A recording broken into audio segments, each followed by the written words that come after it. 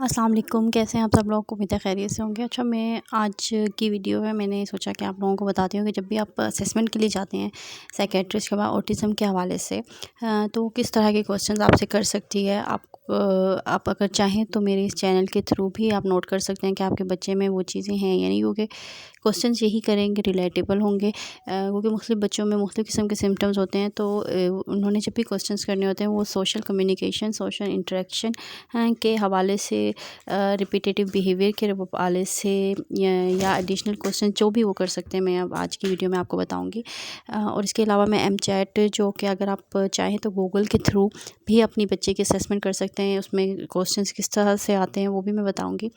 तो पहले जो आप जाएंगे असेसमेंट के लिए, तो आपको जो भी साइकेट्रिस्ट मिलेगी वो आपको बिठाएगी, वो क्वेश्चंस वो आपसे ही करेगी, क्योंकि आप ही बेहतर तौर पे जानते हैं, क्योंकि 1.5 साल या 2 साल तक बच्चा आपके साथ रहा है। तो क्वेश्चन क्या हो सकते हैं, वो आपसे पूछेगी कि does your child have difficulty making eye contact, मतलब आई कॉन्टैक्ट देने में क्या आपका बच्चा डिफ़िकल्टी महसूस करता है, मतलब आपकी तरफ देखता है या नहीं देखता, या वो फेशियल एक्सप्रेशन आपके समझता है, या आपको अपने बता पाता है, या फिर वो पॉइंटिंग करता है क्या या नहीं करता है, क्योंकि मोस्टली ऑटिज़म वाले बच्चे पॉइंटिंग नहीं करते।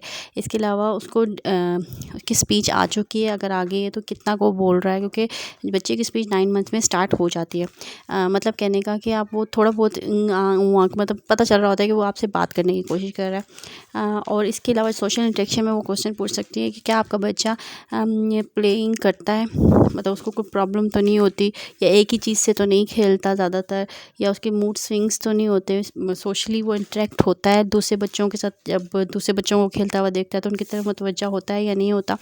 अच्छा, इसके अलावा उनका एक क्वेश्चन हो सकता है कि क्या आपका बच्चा रिपीटेटिव बिहेवियर तो नहीं दिखाता, मतलब हैंड फ्लैपिंग या वो करना, या एक तरफ से दूसरी तरफ भागना, या व्हील को लेकर बार बार रिपीटेटिव घुमाना, या किसी भी गोल चीज़ को घुमाना, या एक जगह पर चीज़ें इकट्ठे करके रखना। अच्छा, इसके अलावा जो आपके बच्चे से वो पूछ सकती है कि आपने क्या महसूस किया, क्या कोग्निटिव मोटर डेवलपमेंट में, मतलब क्या उसको चलने में प्रॉब्लम हुई थी, लेट हुआ था चलना स्टार्ट किया था, डिफ़िकल्टी किसी भी किस्म की, मतलब सोने में डिफ़िकल्टी है या नहीं है, कुछ खाने में डिफ़िकल्टी है या नहीं है। इसके अलावा वो पूछ सकते हैं कि आपका बच्चा जब मतलब उसकी कोई हिस्ट्री तो नहीं है प्रीवियस आपके ख़ानदान में या आपकी फैमिली में किसी को पहले किसी इस तरह की कोई बीमारी, या कज़न मैरिज वगैरह के हवाले से भी वो आपसे क्वेश्चंस कर सकते हैं। अच्छा, ये तो वो क्वेश्चन हो गए कि जो बेसिक क्वेश्चंस हैं जो वो आपसे करेंगे, ठीक है। आप इन क्वेश्चन से अंदाज़ा लगा सकते हैं कि अगर इन क्वेश्चंस में बहुत सारे सवालों के जवाब नहीं में है, तो इसका मतलब है कि आपके बच्चे का ऑटिज़म हो सकता है। इसके अलावा एम चैट वो चैट है जिसमें आपको स्कोर पता चल जाएगा कि आपका बच्चा किस लेवल का ऑटिज़म पर है, स्वेयर पे है, माइल्ड मॉडरेट है, या नॉर्मल है, ठीक है। मैं अब आपको एम चैट दिखाती हूँ, किसी के साथ गूगल पे ढूंढोगे आप खुद भी उस पर अपनी स्कोरिंग चेक कर सकते हैं। अच्छा, अब आपने गूगल पे जाके लिखना है एम चैट क्वेश्चन है, ठीक है। फिर वहाँ पे आपको एक क्वेश्चन की लिस्ट के काफ़ी तरह क्वेश्चन आ जाएंगे, ठीक है। उसको आप जब ओपन करोगे तो आपको एक लिंक मिलेगा, वहाँ पर आप उसको ओपन करेंगे और आपके पास क्वेश्चन आ जाएंगे। इसमें क्या है कि आपका जैसे पहले क्वेश्चन है कि अगर आप किसी जगह पे पॉइंट करते हैं तो क्या आपका बच्चा पॉइंटिंग करता है, उसको देखकर उसी तरह मुतवज्जा होता है, यानी मतलब येस और नो में आपने उसका आंसर देना है। इसके अलावा दूसरा क्वेश्चन है कि क्या आपका बच्चा को सुनने में कोई प्रॉब्लम है या नहीं, या इसके अलावा कोई क्वेश्चन है कि क्या आपका बच्चा पॉइंटिंग करता है, मतलब येस और नो में ही बेसिक आपने आंसर देने हैं कि आप क्या महसूस करते हैं आपका बच्चा 2 साल, क्योंकि ये जो टेस्ट होता है ये 2 से 3 साल तक के बच्चों के लिए होता है। उस एज तक के बच्चों का आप स्कोर चेक कर सकते हैं इसमें, कि क्या वाकई मेरा बच्चा ये कर रहा है कि नहीं कर रहा, इसमें किस हद तक चेंजेस आ रही हैं या कुछ भी।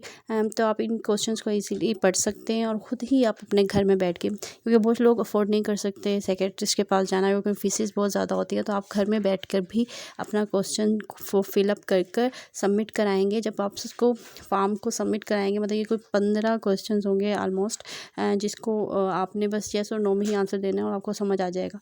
अच्छा, जब आप इसको सबमिट कराएंगे तो आपका स्कोर लेवल आ जाएगा। स्कोर लेवल यूँ होगा कि 0 to 2 होगा तो लो रिस्क होता है, मतलब कहने का कि आपको साइकियाट्रिस्ट या किसी के पास भी जाने की, थेरेपी की ज़रूरत नहीं है, आपको बच्चा नॉर्मल है। 3 to 7 जो होता है वो मीडियम रिस्क होता है, और उसके ऊपर वाला जो होता है वो हाई रिस्क होता है। मीडियम हो या हाई रिस्क हो, आपने दोनों सूरतों में अपने साइकियाट्रिस्ट के पास ज़रूर जाना है। थेरेपी के लिए स्पीच थेरेपी फौरी तौर पर स्टार्ट करानी है, और अगर आप स्पीच थेरेपी अफोर्ड नहीं कर सकते तो डिफरेंट चैनल्स हैं, बहुत सारे चैनल्स आपको ऐसे मिल जाएंगे जो आपको घर बैठे ही इजीली लर्निंग सिखाएंगे। मैं भी कोशिश करूँगी कि जो मैंने किया था वो सब मैं आपके साथ शेयर करूँ। तो आज की वीडियो यहीं ख़त्म करते हैं। अगर वीडियो पसंद आई हो तो लाइक शेयर सब्सक्राइब ज़रूर कीजिएगा। दुआओं में याद रखिएगा। अल्लाह हाफ़िज़।